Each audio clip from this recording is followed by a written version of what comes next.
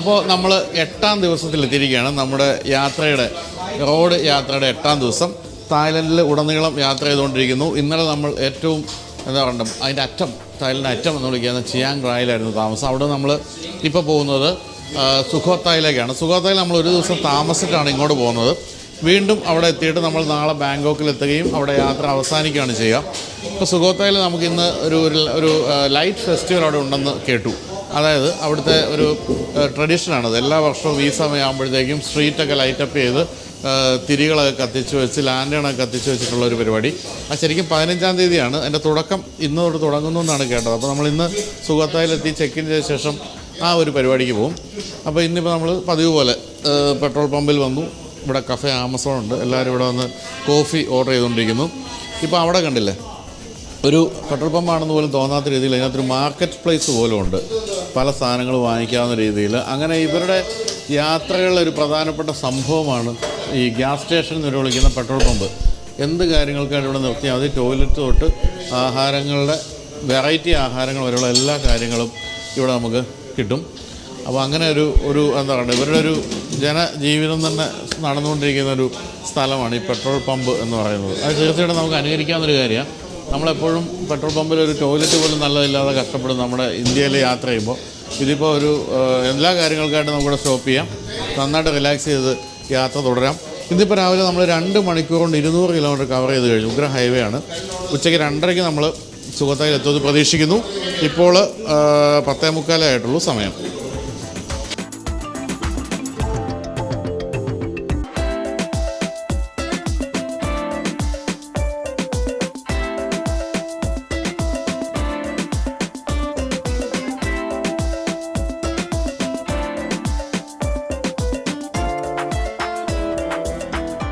നമ്മളിവിടെ ഒരു വിചിത്രമായ പേരുള്ള ഒരാളുണ്ട്. വിചിത്രമായ പേരൊന്നുമല്ല കേട്ടോ. തായ്ലൻഡ് വരുമ്പോൾ ഒട്ടും വിചിത്രമല്ല, ചൈനയിൽ പോലും വിചിത്രമല്ല. കേരളത്തിൽ മാത്രം കുറച്ച് വിചിത്രമാണ്. കാരണം പേര് ലീ ബാലകൃഷ്ണൻ എന്നാണ്. ഇതാരാ ഈ ചതി കാണിച്ചത്? ഞാനത് ചതിയായിട്ട് കൂട്ടുന്നില്ല. അച്ഛനല്ല, അച്ഛൻ്റെ അമ്മയാണ് എനിക്ക് പേരിട്ടത്. അച്ഛൻ്റെ അമ്മ ലീ എന്നൊക്കെ പറയുന്ന പേരുമായിട്ട് എത്ര ബന്ധമുള്ള? അത് നല്ലൊരു സ്കോളറായിരുന്നു അത്യാവശ്യം. അമ്മയ്ക്ക് അച്ഛമ്മയ്ക്ക് ലീ എന്നും ലിൻഡ എന്നും പേരുള്ള ഒരു അമേരിക്കൻ കപ്പിൾ ഫ്രണ്ട്സ് ഉണ്ട്. അങ്ങനെയാണെന്നാണ് ഞാൻ കേട്ടിട്ടുള്ളത്. ലീ എന്ന പേര് എനിക്കും എന്നിട്ട് സിസ്റ്ററിന് ലിൻഡ എന്നുള്ള പേര് കിട്ടിയത്. അപ്പം നിങ്ങൾ ക്രിസ്ത്യൻസ് ആയിട്ട് തെറ്റിദ്ധരിക്കപ്പെട്ടിട്ടുണ്ടാവും അല്ലേ ഉടനീളം ജീവിതത്തിൽ? എപ്പോഴും അതൊരു തെറ്റിദ്ധാരണയായിട്ട് തോന്നിയിട്ടില്ല. പഠിച്ചതെല്ലാം ക്രിസ്ത്യൻ ഇൻസ്റ്റിറ്റ്യൂഷനുകളിലായിരുന്നതുകൊണ്ട് so I was well align with that. ആ ഒരു ഇത് സിസ്റ്റവും. നാടെവിടെ ശരിക്കും? ജനിച്ചു വളർന്നത് കായംകുളം പുതുപ്പള്ളി. സെറ്റിൽ ചെയ്തിരിക്കുന്നത് ഹരിപ്പാട്. ഇപ്പം എന്താ ചെയ്യുന്നത്? ബൈ എഡ്യൂക്കേഷൻ ഞാൻ എഞ്ചിനീയറാണ്. ഞാൻ സ്വന്തമായി ഒരു ബിസിനസ് ചെയ്യുന്നു. ലാൻഡ്സ്കേപ്പറാണ്. ദുബായ് എന്ന് എപ്പോഴും പറയും. അജ്മാൻ ബേസ്ഡാണ്. അപ്പോൾ ഈ പേരുമായിട്ട് ബന്ധപ്പെട്ട രസകരമായ അനുഭവങ്ങൾ എന്തെങ്കിലുമൊക്കെ ഉണ്ടോ? പ്രത്യേകിച്ച് വെളിയിലൊക്കെ ജോലി ചെയ്യുമ്പോൾ പലപ്പോഴും ഏതൊരു മീറ്റിങ്ങിന് ചെന്നിരുന്നാലും they will never expect a Dravidian face along with this such a name. അപ്പോൾ എല്ലാവരും ചോദിക്കും how could you get a name like that? അപ്പോൾ അത് എപ്പോഴും ഒരു ഐസ് ബ്രേക്കിങ്ങിന് എന്നെ സഹായിക്കാറുണ്ട്. അതൊരു സൗകര്യമായിട്ടാണ് എനിക്ക് തോന്നിയിട്ടുള്ളത്. പക്ഷേ കോളേജ് റാങ്കിങ് ടൈമുകളിലൊക്കെ ഞാൻ ഒത്തിരി പാടും, നീ എന്താ റൊണാൾഡോ നായർ എന്നൊക്കെ മറ്റുള്ള ചോദ്യങ്ങളായിരുന്നു സീനിയേഴ്സ് ചോദിച്ചുകൊണ്ടിരുന്നു. പിന്നെ മക്കൾക്കും പേരിന് അവസാനം എഴുതിയിരിക്കുന്നത് എന്താ എന്നുള്ള. മക്കളുടെ പേര് എങ്ങനെയാ? പാർവതി എന്നും ഗൗരി എന്നും. പാർവതി അനു ലീ. അവർ എക്സ്പ്ലെയിൻ ചെയ്ത് മടുത്തു, ഇതന്നെ അവസാനം വന്നിട്ട് എഴുതിയേക്കണേ.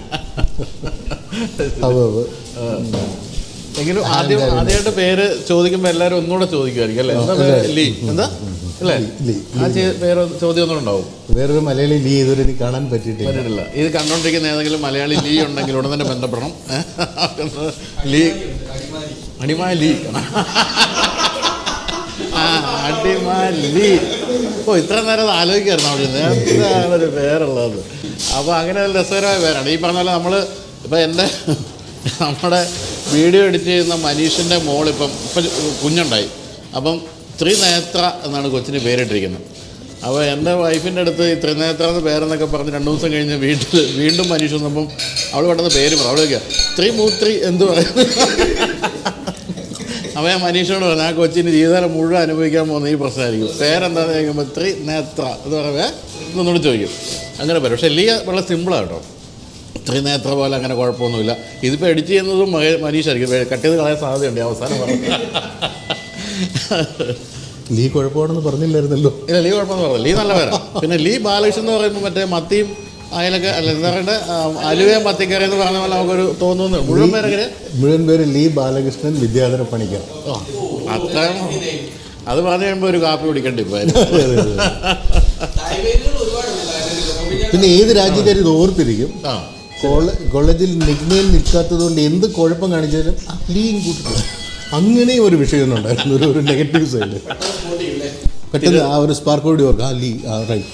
തിരുവനന്തപുരത്താണ് പറയുന്നത് അല്ലോ ലീ തോന്നുന്നു പറയും. അപ്പോൾ ഞാൻ പറഞ്ഞില്ലേ നമ്മുടെ ഈ പെട്രോൾ പമ്പുകളെന്ന് പറയുന്നത് ഇവിടുത്തെ ഒരു ജനജീവിതത്തിൻ്റെ ഒരു പ്രധാനപ്പെട്ട ഭാഗമാണെന്നുള്ള കാര്യം. അപ്പോൾ ഇവിടെ ഇല്ലാത്ത കാര്യങ്ങളൊന്നുമില്ല. ഇവിടെ നല്ല ഗംഭീര ടോയ്ലറ്റ്. ഞാൻ ഇന്നലെ പറയരുത് ഇത് എങ്ങനെ ഇത്രയും ക്ലീനാക്കിയിടുന്നത്. കാരണം നമ്മൾ ഇത്രയും ഗ്യാസ് സ്റ്റേഷൻസിൽ പോയിട്ട് ഒരു ടോയ്ലറ്റും ആരും ക്ലീൻ ചെയ്യുന്നത് കണ്ടിട്ടില്ല. പക്ഷെ വളരെ ക്ലീനാണ് അത്. അങ്ങനെ അതിൻ്റെ ഇടയ്ക്ക് അവിടെ ഇവിടെയൊക്കെ ഇരിക്കാനുള്ള സ്ഥലങ്ങളുണ്ട്. കണ്ടില്ലേ, എല്ലാ തരത്തിലുള്ള സംഭവങ്ങളും ഉണ്ട്.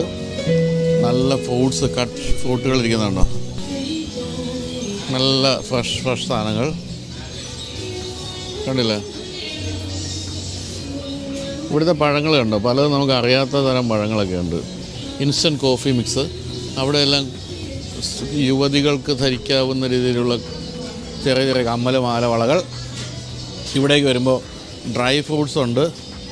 കൂടാതെ ഇൻസ്റ്റൻ്റ് ആയിട്ടുള്ള ചിക്കനും അതുപോലുള്ള സാധനങ്ങളൊക്കെ, നഗറ്റ്സ്, ഇതൊക്കെ ഇവരുടെ തനത് സാധനങ്ങളാണ്. എനിക്ക് തോന്നുന്നത് ഈ മീറ്റ് ബോളാണെന്ന് തോന്നുന്നു. അച്ചാറ്, അങ്ങനെയുള്ള സാധനങ്ങൾ. ഇവിടെയൊക്കെ ചെറിയ മൊബൈലൊക്കെ ഇടാവുന്ന ബാഗുകൾ. അവിടെ CD പ്ലെയർ ഉൾപ്പെടെയുള്ള CD ഡിസ്ക് ഉൾപ്പെടെയുള്ള കാര്യങ്ങളൊക്കെ ഉണ്ട്. അവിടെയൊക്കെ സ്ത്രീകളുടെ ചെറിയ ചെറിയ ഉടുപ്പ് സാധനങ്ങളൊക്കെ വയ്ക്കുന്നു. ഇതിവിടുത്തെ ഒരു മെയിൻ ഐറ്റമാണ് ഈ കാണുന്ന ബോട്ടം ഡ്രസ്സ്, കൊച്ചുകുട്ടികളുടെ ഡ്രസ്സ്.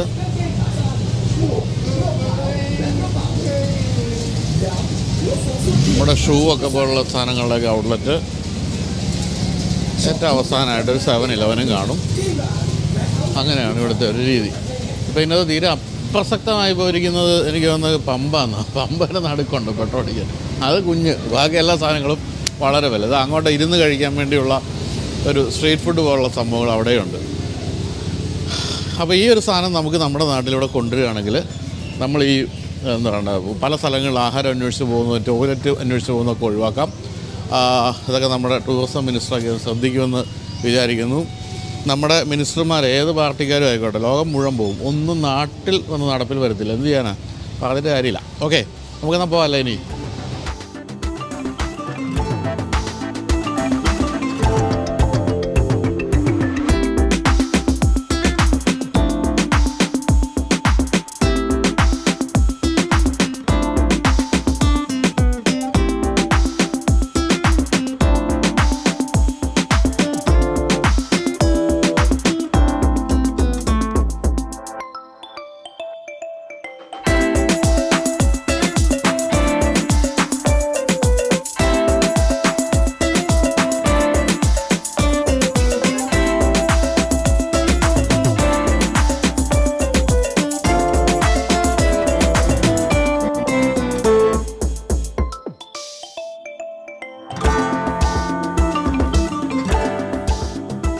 നമ്മളിപ്പോൾ സുഖോത്തായിലേക്ക് പോകുന്ന വഴിക്ക് നമ്മൾ പറയില്ലേ ഫാം ടൂറിസം എന്നൊക്കെ പറയുന്ന പോലെ ഒരു ഫാം ഹൗസിൽ ഒരു നല്ല ഭംഗിയുള്ള റെസ്റ്റോറൻറ്റ് സെറ്റ് ചെയ്തിട്ടുണ്ട്. അവിടെയാണ് നമ്മൾ ഉച്ചയ്ക്ക് കഴിക്കാൻ വന്നിരിക്കുന്നത്. കണ്ടോ, ഇവിടെ നിങ്ങൾ കഴിക്കാം. ഇവിടെ ഒരു പുഴ ഒഴുകുന്നുണ്ട്. വളരെ ഗ്രാമീണമായ അന്തരീക്ഷം. ഗ്രാമീണ കന്യകൾ കുളിക്കുന്നില്ലെന്ന് മാത്രമേ ഉള്ളൂ ഇപ്പം ഇതിൻ്റെ അകത്ത്. ആണ്. ഇത് എനിക്ക് ഏറ്റവും ഇഷ്ടപ്പെട്ടായിരുന്നറിയോ, ഇതിൻ്റെ കൂടെ പച്ചക്കറി എന്നിരിക്കുന്നുണ്ടോ, ഇത് പയറാണ്, വേവിക്കാത്ത പയറാണ്. ഇതൊക്കെ കടിച്ച് നിന്ന് ഇതുപോലെ മറ്റുള്ളവരുടെ പ്ലേറ്റിൽ നിന്നൊക്കെ എടുത്ത് ഇങ്ങനെ കഴിച്ചു വേണം നമ്മളിവിടെ നോക്കാൻ. ഇത് പിന്നെ നല്ല എരിവുള്ള സോസ്, നല്ല രസം കഴിക്കാം. അടിപൊളി ഏ ഇവിടെ ഫുള്ള് പിൻ ഡ്രോപ്പ് സൈലൻസ് ആണ് എക്സെപ്റ്റ് ദിസ് കിളികളുടെ കുറെ മലയാളികളുടെ ആക്രോശം. സത്യം ഇത് ഈ എരിവ് കഴിയുമ്പോൾ കിളി പോയ പോലെ തോന്നുകയും ചെയ്യും ഉയ്യോ എന്തെരുവാ ആ ബാർബർ ഇത് നമ്മുടെ സൈഡിൽ നിന്ന് കഴിക്കുന്ന സ്ഥലം ഇനി അവിടെ ഈ ഒരു പട്ടാണല്ലോ നമ്മുടെ നാട്ടിൽ എറിഞ്ഞു കളയുന്ന സാധനമാണ്. എന്താ അത് എന്നാ ടേസ്റ്റ് ആണ്. പേരക്കല്ലേ നോ പേരക്ക. പിന്നെന്താ ഇത് ബ്രിഞ്ചിള് എന്തോ ഒരു പേരുണ്ട് നാട്ടിൽ. ഇത് സാധനം എന്താ ബ്രിഞ്ചിള് പുഞ്ചളാണോ ചെറിയ ബേബി ബ്രിഞ്ചിൾ. ആ ബേബി പുഞ്ചൾ ഇത് ചുമ്മാ അടിക്കാൻ തരുന്നു അല്ലേ പിന്നെ നമുക്ക് മെയിൻ റെസ്റ്റോറൻ്റ് അവിടെ നിന്ന് പോവാം നല്ല ഭംഗിയാണ് അവിടുത്തെ ഈ ഒരു ഒട്ടും പ്രകൃതിക്ക് ഭംഗമേക്കാത്ത രീതിയിൽ മനോഹരമായിട്ട് സെറ്റ് ചെയ്തിരിക്കുന്നത് എന്താ ഇത് കണ്ട ഇത് കണ്ടപ്പോൾ എനിക്കൊരു ഐഡിയ വരുന്നുണ്ട് നമ്മുടെ വാഗമണിൽ നമ്മൾ പണിതുകൊണ്ടിരിക്കുന്ന ചെറിയൊരു വില്ലയുണ്ട് അതിന് ഈ ഒരു സെറ്റപ്പ് പറ്റും എന്ന് എനിക്കിപ്പോൾ കണ്ടപ്പോൾ തോന്നി ഈ ഒരു തടി സംഭവങ്ങൾ അല്ലേ നല്ല ഭംഗിയായിരിക്കും അടിപൊളി എൻ്റെ പേര് കണ്ടോ 7 ഖലോക്ക് സുഖത്തായി എന്നാണ് റെസ്റ്റോറൻറ്റിൻ്റെ പേര് ഇട്ടിരിക്കുന്നത് ഇവിടെ ഇരുന്ന് കഴിക്കാനൊക്കെ നല്ല രസമുള്ള തടിയുടെ സംഭവങ്ങൾ പിന്നെ അങ്ങോട്ട് കാണുന്നത് വലിയ ഫാമാണ് ഫാമിലില്ലാത്ത സാധനങ്ങളൊന്നും ഇല്ല കേട്ടോ നല്ല എനിക്ക് ന്യൂസിലൻഡിലൊക്കെ പോയപ്പോൾ കണ്ട ചില ഫാമുകളുടെ പോലത്തെ ഒരു ഓർമ്മ വന്നു അത് നല്ല മനോഹരമായിട്ടുണ്ട് ഇവിടുത്തെ ഒരേ ഒരു പ്രശ്നം റെസ്റ്റോറൻറ്റ് 2 പേരേ ഉള്ളൂ ഓർഡർ എടുക്കാൻ ഒരു പെൺകുട്ടി അടുക്കളയിൽ ഒരു പെൺകുട്ടി ഓർഡർ എടുത്ത പെൺകുട്ടി ഓർഡർ എടുത്ത ഉടനെ അടുക്കളയിലേക്ക് പോകുന്നു അവളും കൂടെ നിന്ന് പാകം ചെയ്യുന്നു പക്ഷേ വല്ല ശാന്തം ഇവർക്കൊന്നും ജീവിതത്തിൽ ഒരു തിരക്കുമില്ല അതുകൊണ്ട് ഇവർക്കൊന്നും ഒരു വിഷയമല്ല നമ്മുടെ നാട്ടിലാണെങ്കിൽ ഇതുവരെ ഫുഡ് റെഡിയായില്ലേ എന്ന് ചോദിച്ചുകൊണ്ട് അടുക്കളയിൽ ചെന്ന് വഴക്കുണ്ടാക്കും ഇതാ ഇവിടെ ഭംഗിയുള്ള അടുക്കളയും അല്ല ഒരു സംഭവങ്ങളൊക്കെയാണ് ഇവിടെയൊക്കെ ആണെങ്കിലും ഇത്ര ഉള്ളിലേക്കാണെങ്കിലും ബിയറൊക്കെ കണ്ടോ ബിയറൊക്കെ വിൽക്കുന്നുണ്ട് നമ്മളിതൊക്കെ വളരെ സേക്രഡ് സാധനങ്ങളായിട്ട് വെച്ചിരിക്കുകയല്ലേ ആർക്കും കൊടുക്കാതെ നമ്മൾ ക്യൂ നിന്ന് വാങ്ങിക്കണം ഇവിടെ അങ്ങനെയൊന്നുമില്ല ഇത് കുടിച്ചുകൊണ്ട് ഇവിടെ ആരും ഇവിടെ ബഹളം ഉണ്ടാക്കുന്നുമില്ല എല്ലാം നല്ല വൃത്തിയും ഭംഗിയുമായിട്ട് വെച്ചിരിക്കുന്നു എന്നാലും നല്ല രസമുള്ള ഒരു ആംബിയൻസും ഞാൻ പറയാം പ്രകൃതിയോട് ഇണങ്ങി നിൽക്കുന്ന രീതിയിലൊക്കെ ചെയ്തിട്ടുണ്ട് അപ്പോൾ ഇനി നമ്മളെല്ലാം ഓർഡർ ചെയ്തു അവിടെ പാകം ചെയ്തുകൊണ്ടിരിക്കുകയാണ്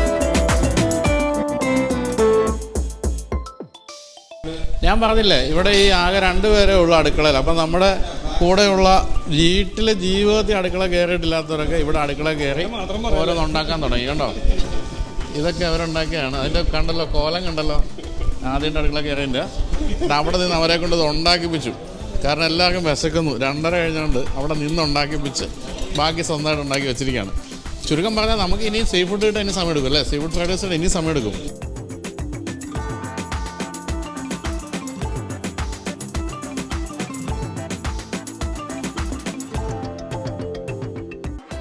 കാത്തിരിപ്പിന് ശേഷം ഏറെ നേരത്തെ കാത്തിരിപ്പിന് ശേഷം ഇതാ സീ ഫുഡ് ഫ്രൈഡ് റൈസ് വന്നിരിക്കുകയാണ് ഇതിന് കൂടെ നമ്മൾ സീ ഫുഡ് ഫ്രൈ എന്ന സാധനം പറഞ്ഞിട്ടുണ്ട് അതിന് എപ്പോൾ വരുമെന്ന് അറിയില്ല അത് പാഴ്സൽ കൊണ്ടുവരേണ്ടി വരാൻ സാധ്യതയുണ്ട് ഇവിടുത്തെ സ്ഥിതിയുണ്ട് നോക്കിയിട്ട് ഈ കൂടെ സോയ സോസ് ആ അതെ സംഭവം കണ്ടറിയാം ടേസ്റ്റാണ്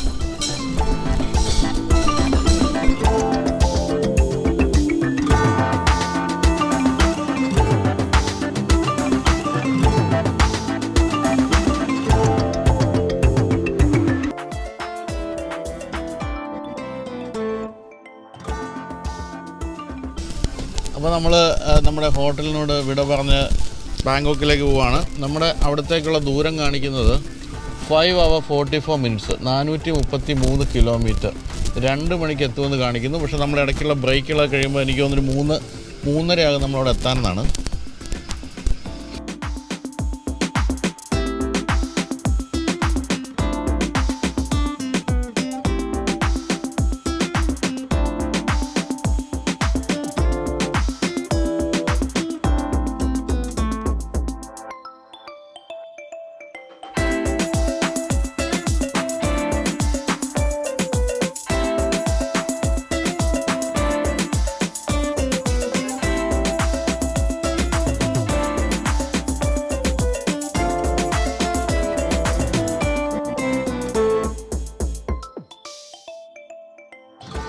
അപ്പോൾ നമ്മൾ ബാങ്കോക്കിൽ എത്തി.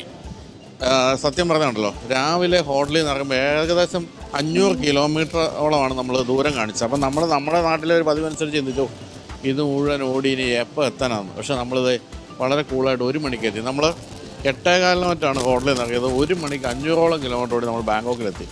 ഇതൊക്കെയാണ് നമ്മുടെ ജീവിതത്തിൽ എന്താ പറയുക, നമ്മുടെ സമയമൊന്നും പോകാത്ത രീതി നമ്മുടെ സമയം അനുസരിച്ച് ജീവിക്കാൻ പറ്റുന്ന ഒരു കാര്യം എന്ന് പറയുന്നത്. നമ്മളിപ്പോൾ കൊച്ചിയിൽ നിന്ന് കോഴിക്കോടേക്ക് 185 കിലോമീറ്റർ ഓടാൻ തന്നെ 6 മണിക്കൂറൊക്കെ എടുക്കുന്ന സമയത്ത് നമ്മൾ 500 കിലോമീറ്റർ 5-6 മണിക്കൂർ കൊണ്ടെത്തി. അപ്പം ഇവരൊക്കെ എന്താ പറയുക, ഇവരുടെയൊക്കെ ജീവിതം വേസ്റ്റ് ആകാതെ ജീവിക്കുന്നവരാണ്. നമ്മുടെ ജീവിതം എപ്പോഴും റോഡിൽ വേസ്റ്റ് ആയിക്കൊണ്ടിരിക്കുകയാണെന്നുള്ളത് ദുഃഖസത്യം.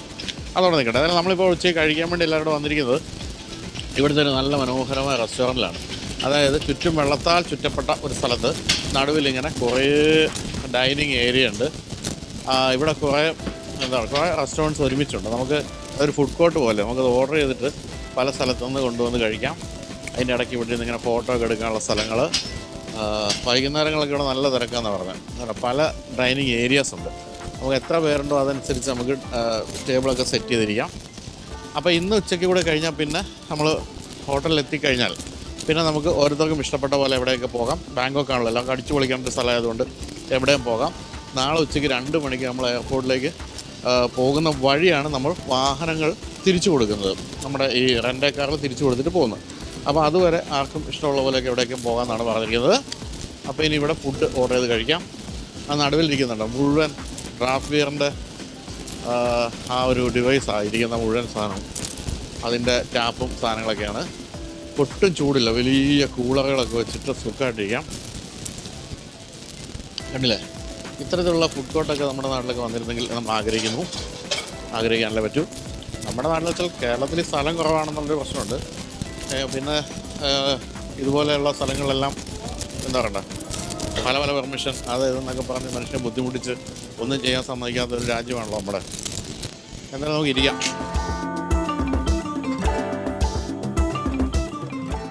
നമ്മുടെ ഫുഡൊക്കെ കൊണ്ടുവന്ന് വെച്ചിട്ടുണ്ട്. നമ്മളെല്ലാവരും വരാൻ വേണ്ടി വെയിറ്റ് ചെയ്യാണ്. ഫിഷാണ് മെയിൻ ഐറ്റം. അതിൻ്റെ കൂടെ സൂപ്പ് കാര്യങ്ങളൊക്കെ ഉണ്ട്, ചോറുണ്ട്. അപ്പോൾ എല്ലാവരും വന്നതിന് ശേഷം ടേബിളിലേക്ക് വെക്കാനുള്ള പരിപാടിയിലാണ്. എനിക്കിവിടുത്തെ ഏറ്റവും ഇഷ്ടപ്പെട്ട ഒരു സാധനം ഫിഷിൻ്റെ പലതരത്തിലുള്ള ഫ്രൈകൾ. നല്ല രസമാണ്. വെറുതെ പൊടിഞ്ഞു പോകുന്ന പോലുള്ള ഫ്രൈ ഉണ്ട്, കൂടാതെ ഇതുപോലുള്ള ഫ്രൈ ഉണ്ട്. ഇതെല്ലാം ഇടുന്നത് ഒരു ചെറിയ സോസിലായിരിക്കും ഇടുന്നത്. ചെറിയ വെള്ളമുണ്ട്. ആ വെള്ളം മീൻസ് ആ ഒരു സോസ് ഉള്ള ആ വെള്ളം കുടിക്കാൻ നല്ല ടേസ്റ്റാണ്. പിന്നെ ഇവിടെ പോർക്ക് കഴിക്കുന്നവരാണെങ്കിൽ ഇഷ്ടം പോലെ വിഭവങ്ങളുണ്ട്.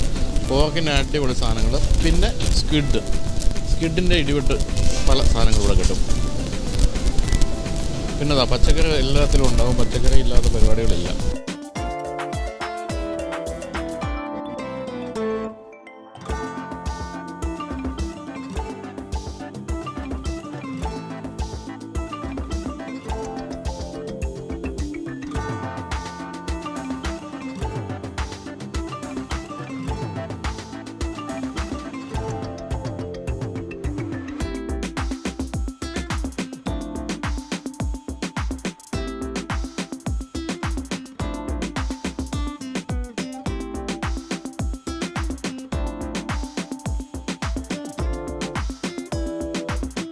അപ്പോൾ നമ്മളങ്ങനെ 9 ദിവസം മുമ്പ് രാവിലെ ഫ്ലാഗ് ഓഫ് ചെയ്ത് പോയ സ്ഥലമാണ് നമ്മുടെ വണ്ടികൾ ഇവിടെ നിരന്ന് കിടക്കുന്നു.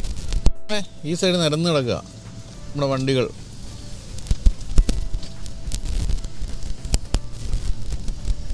കേട്ടോ,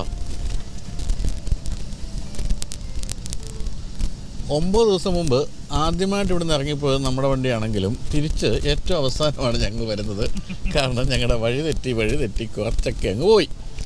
ഞങ്ങളുടെ കുറ്റമല്ല, ഇവിടുത്തെ റോഡിൻ്റെ കുറ്റമായിട്ട് കാണാൻ പറ്റുള്ളൂ. ഇത് മൊത്തം ഇന്ത്യക്കാരാണല്ലോ ഇവിടെ നിൽക്കുന്നത്. വൈദിസ് കൊലവറടി അല്ലേ, ആന്ധ്രക്കാരൊക്കെയാണല്ലോ. അങ്ങനെ ഇതാ ഫെയർ ഫ്യൂച്ചർ വെക്കേഷൻസിൻ്റെ നമ്പർ 1 വണ്ടി തിരിച്ച് നമ്മൾ ബാങ്കോക്കിലെ മോണ്ടിയൻ റിവർസൈഡ് ഹോട്ടലിലേക്ക് എത്തിയിരിക്കുന്നു. എൻ്റെ അമ്മോ, എനിക്കത് 2500 കിലോമീറ്ററോളം ഓടിയിട്ടുണ്ടല്ലേ. 2500 കിലോമീറ്റർ നമ്മൾ ഓടിക്കഴിഞ്ഞു. ഞാൻ പറഞ്ഞില്ലേ, ഇപ്പോൾ ഇന്ന് രാവിലെയൊക്കെ 500 കിലോമീറ്റർ ഓടി വന്നു. പക്ഷേ ഒട്ടും ഒരു ക്ഷീണവും ഇല്ല, ഒന്നുമില്ല. അതാണ് ഇവിടുത്തെ റോഡും ട്രാഫിക്കും തകർപ്പൻ. അപ്പോൾ ഇനി ക്യാമറ ഓഫ് ചെയ്യാൻ പോകും. കാരണം ഞങ്ങളിനി ബാങ്കോക്കിലേക്കൊക്കെ പോകും. അവിടെ ക്യാമറ ഓൺ ചെയ്തതെന്ന് വീട്ടിൽ നിന്ന് പറഞ്ഞു വിട്ടിരിക്കുന്നു. അതുകൊണ്ട് അതൊന്നുമില്ല. അപ്പോൾ നമ്മളിനി എന്താ പറയുക ബാങ്കോക്കിൻ്റെ നൈറ്റ് ലൈഫിലേക്ക് ഒന്ന് ഇറങ്ങുന്നു, തിരിച്ചു വരുന്നു, നാളെ ഉച്ചയ്ക്ക് വണ്ടി കൊണ്ടുപോയി കൊടുത്ത് അതുവഴി എയർപോർട്ടിലും പോകുന്നു. അപ്പോൾ അങ്ങനെ ഞങ്ങളുടെ 10ാം ദിവസം മറ്റ് പരിപാടികളൊന്നുമില്ല. ഞങ്ങൾ നാട്ടിലേക്ക് ഇതിൻ്റെ ശല്യമായിരുന്നു ഈ ദിവസം മുഴുവൻ 10 ദിവസവും. ഇപ്പോഴും അവസാനം ശല്യം. എന്തായാലും ഞങ്ങൾ നേരത്തെ കയറ്റി വിടുക, ദുബായിക്ക് വിടുക അല്ലേ, ബഹറിലേക്ക് നേരത്തെ ഫ്ലൈറ്റ്. അപ്പോൾ എന്തായാലും നമ്മൾ 9 ദിവസം നീണ്ട റോഡ് യാത്ര ഗംഭീരമായിരുന്നല്ലേ എല്ലാവരുടെ അഭിപ്രായം ഇല്ലേ? അടിപൊളിയായിരുന്നു. നമ്മൾ 2500 കിലോമീറ്റർ അധികം ഓടി, ദിവസം 300-400 കിലോമീറ്റർ 500 വരെ ഓടിയ ദിവസങ്ങളുണ്ട്. അതുപോലെ കാഴ്ചകൾ കാണാനും വൈകുന്നേരങ്ങളൊക്കെ അർമാദിക്കാനും ഒക്കെ എല്ലാത്തിനും സമയം കിട്ടി. ഇന്നലെ വൈകുന്നേരം ഇവിടെ എത്തിയിട്ട് പിന്നെ എല്ലാവർക്കും ഫ്രീ ടൈം ആയിരുന്നു. ഇപ്പോൾ നമ്മൾ ഉച്ചയ്ക്ക് ചെക്കൗട്ട് ചെയ്ത് പോവാണ്. അപ്പം എന്താണ് മുതലാളി, നമ്മുടെ ഫെയർ ഫ്യൂച്ചറിൻ്റെ മുതലാളി എന്താണ് പറയാനുള്ളത് ഈ യാത്രയെ പറ്റി? കാരണം ഒരു കാര്യം കൂടെ പറയട്ടെ, അതായത് കേരളത്തിൽ ആദ്യമായിട്ടാണ് ഒരു ട്രാവൽ ഏജൻസി ഇങ്ങനെ ഒരു ഡ്രൈവിംഗ് ഹോളിഡേ നമുക്ക് വേണ്ടി സംഘടിപ്പിക്കുന്നത്. ആർക്ക് വേണ്ടി ഇതുവരെ ചെയ്തിട്ടില്ല. ഫസ്റ്റ് ടൈം ഇത് history of Kerala travel agency അല്ലേ ആണ് ഇങ്ങനെ സംഭവം നടന്നിരിക്കുന്നത്. അപ്പോൾ അതുകൊണ്ട് അതൊരു പ്രത്യേകിച്ചും ഒരു വളരെ വിശേഷമുള്ള കാര്യം തന്നെയാണ്. ഇനിയും തുടർന്നത് ഫെയർ ഫ്യൂച്ചർ വെക്കേഷൻ ഇത്തരം യാത്രകൾ സംഘടിപ്പിക്കുന്നുണ്ടോ അത്തരം കാര്യങ്ങളെ പറ്റി നമുക്ക് ചോദിക്കാം. എന്താണ് വിഘ്നേഷ പരിപാടി? ആദ്യം തന്നെ നമുക്ക് ബൈച്ചേട്ടനോട് താങ്ക്സ് പറയുന്നു, ഈ ഒരു ഐഡിയ പറഞ്ഞതും. പിന്നെ ഈ കോൺസെപ്റ്റ് അത് ഓൾ ഇന്ത്യയാണ്, ഓൾ ഇന്ത്യയാണ് ഇത് ഫുൾ നോക്കി ചെയ്ത് കണ്ടത്. പിന്നെ നമുക്ക് പറയാനുള്ളത്, നമ്മൾ പുതിയൊരു ക്ലബ്ബ് ലോഞ്ച് ചെയ്യുവാണ്. ഫെയർ ഫ്യൂച്ചർ പാത്ത് ഫൈൻഡേഴ്സ് എന്നാണ് ഈ ക്ലബിൻ്റെ പേര്. അതിൻ്റെ ഗ്രൂപ്പിൻ്റെ ഫസ്റ്റ് മെമ്പേഴ്സാണ് ഇവരെല്ലാവരും. അടിപൊളി. നമ്മൾ വഴി വെട്ടി കാണിച്ചവരാണ്. അപ്പോൾ അതിൽ നമ്മൾ ഉദ്ദേശിക്കുന്നത് ഇതേപോലെ വണ്ടി ഓടിച്ച് 50 രാജ്യങ്ങൾ കാണുക എന്നുള്ളതാണ്. അപ്പോൾ പാത്ത് ഫൈൻഡറിൻ്റെ ഏതൊരു പുതിയ റൂട്ട് വരുമ്പോഴും ആദ്യം ഇവർക്കായിരിക്കും നമ്മളത് ഇൻഫോം ചെയ്യുന്നത്, എന്നിട്ടേ അത് വെളിയിൽ പോകത്തുള്ളൂ. വേറെ എന്തെങ്കിലും ആനുകൂല്യങ്ങൾ സംഭവം? ഓഫ് കോഴ്സ് 100% അല്ല, 100% ഇവർക്ക് ആനുകൂല്യങ്ങൾ ഉണ്ടാവും.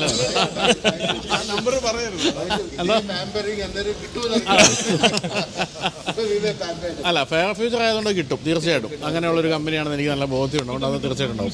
അപ്പോൾ ഇനി അല്ലേ ഏറ്റവും അടുത്ത ഡെസ്റ്റിനേഷൻ അതായിരിക്കും? ഏറ്റവും അടുത്ത നമ്മൾ പ്ലാൻ ചെയ്യുന്ന ഫെബ്രുവരിയിൽ സൗത്ത് ആഫ്രിക്കയിൽ ആ റൂട്ടിനെ കുറിച്ച് നോളിൻ പറഞ്ഞു തരുന്നതായിരിക്കും. അപ്പോൾ ലോകത്തിലെ തന്നെ ഏറ്റവും മനോഹരമായ ഒരു എന്താ പറയുക റോഡുകളൊക്കെ ഉള്ള സ്ഥലമാണ് സൗത്ത് ആഫ്രിക്ക. ഞാൻ ഒരിക്കൽ അങ്ങായിരുന്നു ഇങ്ങേ അറ്റം വരെ ബസ്സിലിരുന്ന് പോയിട്ടുണ്ട്, ഓടിച്ചു പോയിട്ടില്ല.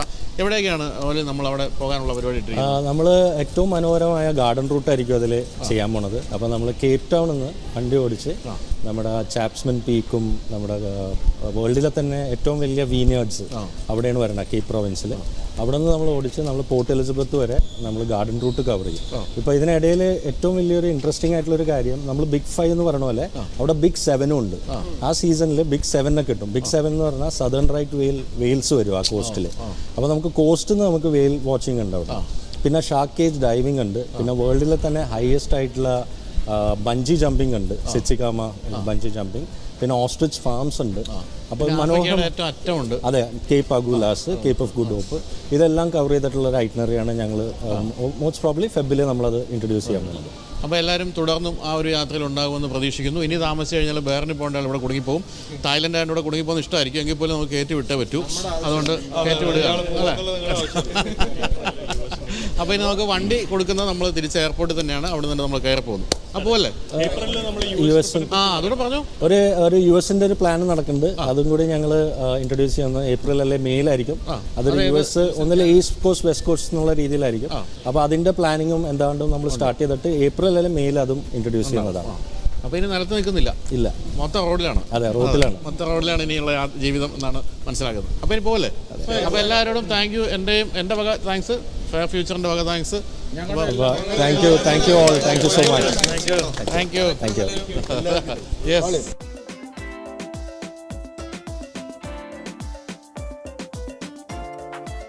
അതോടൊപ്പം തന്നെ ഇനി ഒരാളോട് നന്ദി പറയുന്നുണ്ട്. അത് ഈ ക്യാമറ പിടിച്ചുകൊണ്ടിരിക്കുന്ന മിസ്റ്റർ ശ്യാം.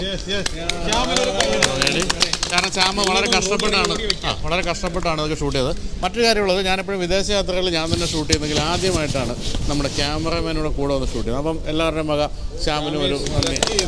അതെ.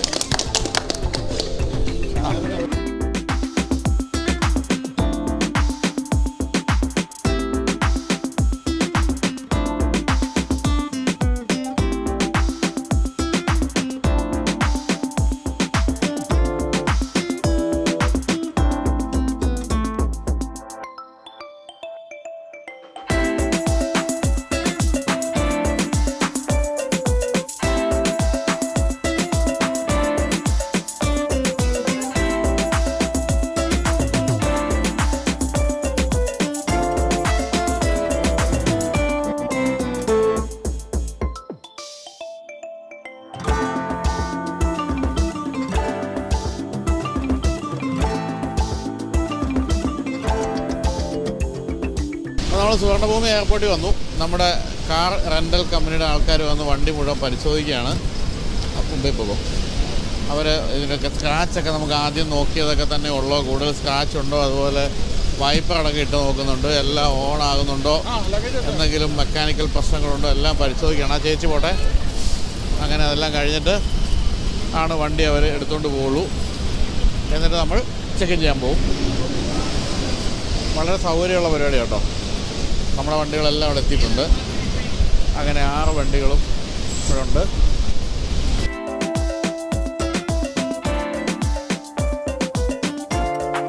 അപ്പോൾ ഇനി നമ്മുടെ ടൊയോട്ട ഫോർച്യൂണറുകളോട് വിട പറയാൻ സമയമായി. 10 ദിവസം നമ്മോടൊപ്പം സഞ്ചരിച്ച വാഹനങ്ങളാണ്. ഒരു പോറൽ പോലും ഉണ്ടാക്കാതെ നമ്മൾ കൊണ്ടു നടന്നു. മൈലേജ് ഞാൻ മാക്സിമം എഴുതി കണ്ടത് 12.7 ആണ്.